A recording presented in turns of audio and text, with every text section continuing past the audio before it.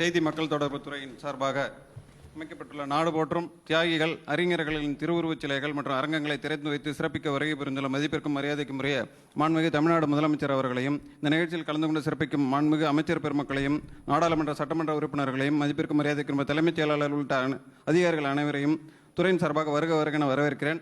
தற்பொழுது மாண்புமிகு தமிழ்நாடு முதலமைச்சர் அவர்கள் திருத்தணியில் அமைக்கப்பட்டுள்ள மேனாள் குடியரசுத் தலைவர் சர்வப்பள்ளி டாக்டர் ராதாகிருஷ்ணன் அவர்களின் திருவுருவச் சிலையை திறந்து வைத்து சிறப்பிப்பார்கள்.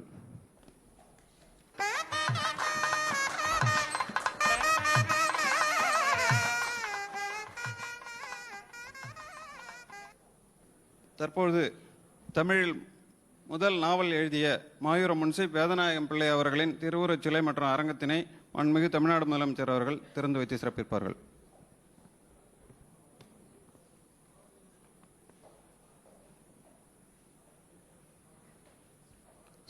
தற்பொழுது மயிலாடுதுறை மாவட்டத்தில் அமைந்துள்ள சுதந்திர போராட்ட வீரர் தியாகி திரு சாமி நாகப்பன் படையாட்சி அவர்களின் திருவுருவச் சிலை திறந்து வைத்து சிறப்பிப்பார்கள்.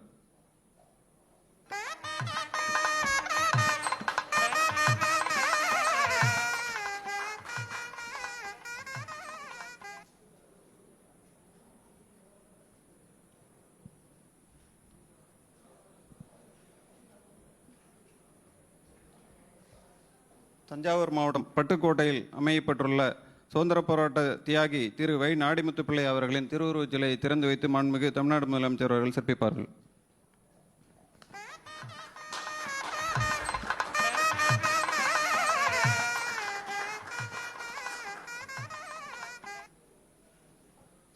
சேலம் மாநகரில் 22 சிறை தியாகிகளின் நினைவாக அமையப்பெறவுள்ள நினைவு தூண் மண்டபத்திற்கு அடிக்கல் நாட்டி சிறப்பிக்குமாறு மாண்புமிகு தமிழ்நாடு முதலமைச்சர் அவர்களை பணிவுடன் கேட்டுக்கொள்கிறேன். இந்த நிகழ்ச்சியில் கலந்து கொண்டு சிறப்பித்த மதிப்பிற்கும் மாண்புமிகு தமிழ்நாடு முதலமைச்சர் அவர்களுக்கும் மாண்புமிகு அமைச்சர் பெருமக்கள் உள்ளிட்ட அனைவருக்கும் துறையின் சார்பாக நெஞ்சார்ந்த நன்றியை தெரிவித்துக் கொள்கிறேன். நன்றி, வணக்கம்.